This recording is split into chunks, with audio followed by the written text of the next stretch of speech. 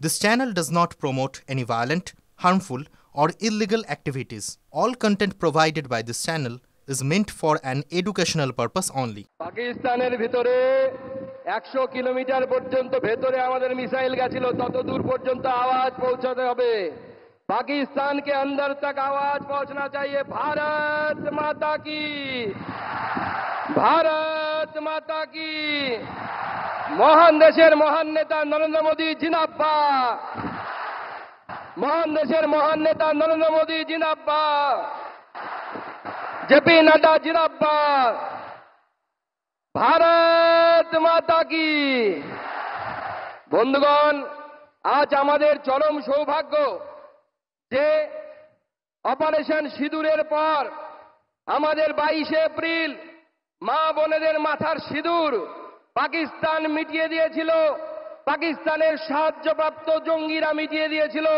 তার প্রতিশোধ যার নেতৃত্বে ভারতবর্ষ নিয়েছে, সেই যশস্বী প্রধানমন্ত্রী আজকে আমাদের মাঝে অপারেশন সিঁদুরের পর এসেছেন। তাকে হাততালি দিয়ে স্বাগত জানাবেন, অভিনন্দন জানাবেন এই আলিপুরদুয়ার তথা ডুয়ার্সের পবিত্র মাটিতে। মঞ্চে উপবিষ্ট আছেন আমাদের লড়াকু বিরোধী দলনেতা মাননীয় শুভেন্দু অধিকারী মহাশয়, উপস্থিত আছেন আমাদের ন্যাশনাল জেনারেল সেক্রেটারি মাননীয় সুনীল বনশালজি এবং আমাদের প্রভারী সহপ্রভারী মাননীয় অমিত মালব্য মহাশয়, সম্মানীয় সাংসদগণ, লোকসভা এবং রাজ্যসভা প্রাক্তন কেন্দ্রীয় মন্ত্রী, বিধায়ক, জেলা প্রেসিডেন্ট এবং আমার সামনে হাজার হাজার সংখ্যায় বিজেপির কার্যকর্তা যাদেরকে আমরা দেখতে পাচ্ছি, যারা আগামী দিনে অপারেশন সিঁদুরের মতো অপারেশন পশ্চিমবঙ্গে মোদিজি সৈনিক হয়ে যারা তৃণমূল কংগ্রেসকে উৎখাত করে বঙ্গোপসাগরের জেলে ফেলবে, জলে গিয়ে ফেলবে, সেই কার্যকর্তাদের আমি অসংখ্য ধন্যবাদ জানাই। আমার বাগান থেকে আসা গোর্খা ভাই বোনেরা, দাদারা, তাদেরকে আমি আমার নমস্কার জানাই।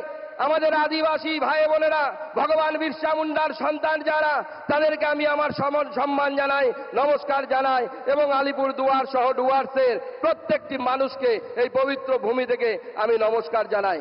আজকে বন্ধুগণ, মাননীয় প্রধানমন্ত্রী বিজয় সংকল্প যাত্রার মধ্য দিয়ে পশ্চিমবঙ্গের বিজয়ের রথ আজকে থেকে আলিপুর দুয়ারের মাটি থেকে শুরু হচ্ছে। নরেন্দ্র মোদী সরকার আসার পর প্রথম কেউ উত্তরবঙ্গের মানুষকে মানুষ মনে করেছে। তার আগে কলকাতায় শুনতাম আমরা নর্থ বেঙ্গল মানে নর্থ বেঙ্গল। এখন সেই নর্থ বেঙ্গল থেকে মাননীয় প্রধানমন্ত্রীর হাতে 110 কোটি টাকার গ্যাস পাইপ প্রকল্প আজকে এই মাটি থেকে চালু হলো, যা আপনাদের বাড়ি বাড়ি গ্যাস পৌঁছে দেবে। আগে কেউ কোনোদিনও ভাবেনি। যখন বন্দে ভারত পশ্চিমবঙ্গে যখন প্রথম বন্দে ভারত চালু করার ব্যবস্থা হলো, আমরা জানতাম বন্দে ভারত চালু হলে কলকাতা থেকে অন্য কোথাও চালু হয়। নরেন্দ্র মোদীজি সেদিন কলকাতায় আসার কথা ছিল, ওনার মাতৃবিয়োগ হয়েছিল, মা মারা গেছিলেন। সেই অবস্থাতেও মাননীয় প্রধানমন্ত্রী ভার্চুয়ালি থেকে প্রথম বন্দে ভারত পশ্চিমবঙ্গের যখন চালু করলেন, কি চালু করলেন? কলকাতা টু এনজিপি, যাতে কলকাতার লোকেরাও সুবিধা পায় আর উত্তরবঙ্গ যে নর্থ বেঙ্গল, যাকে নর্থ বেঙ্গল বলা হতো, সেই নর্থ বেঙ্গলে যেন বন্দে ভারতের মধ্য দিয়ে জুড়ে যায়। আজকে কত বন্দে ভারত আমাদের উত্তরবঙ্গের মধ্য দিয়ে যাচ্ছে। বন্ধুগণ, এই নরেন্দ্র মোদীর সরকার আমাদেরকে প্রতিষ্ঠা করতে হবে। আগামী 26 নির্বাচনে আমাদের বিরোধী দলনেতা বললেন কেন? কারণ মনে করুন 22 এপ্রিল জঙ্গিরা এসেছিল পাকিস্তান থেকে, মাথার সিঁদুর দেখেছিল, মাথার সিঁদুর, গলার মঙ্গলসূত্র দেখে গুলি করেছিল। জিজ্ঞেস করেনি কে গোর্খা, জিজ্ঞেস করেনি কে ঝাড়খণ্ডের লোক, কে বাংলার লোক।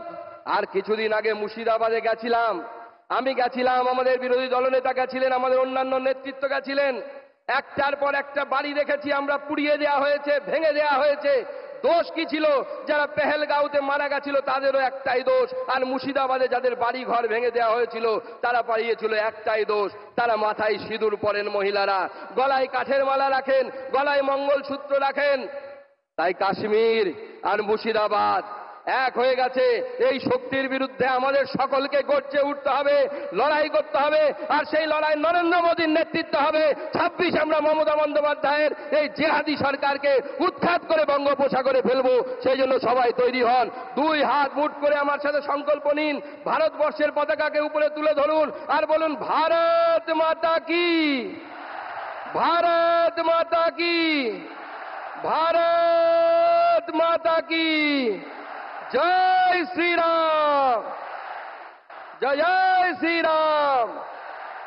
মহান দেশের মহান নেতা নরেন্দ্র মোদী জিন্দাবাদ, নরেন্দ্র মোদী জিন্দাবাদ, ভারতীয় সেনা জিন্দাবাদ, ভারত মাতা কি।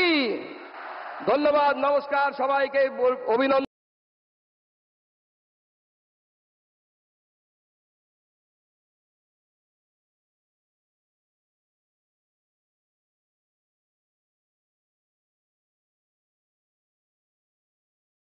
ক্লাস 10 ও ক্লাস 12 এর পরীক্ষা শেষ, রেজাল্ট আউট। এরপর কি পড়বেন, কোথায় পড়বেন?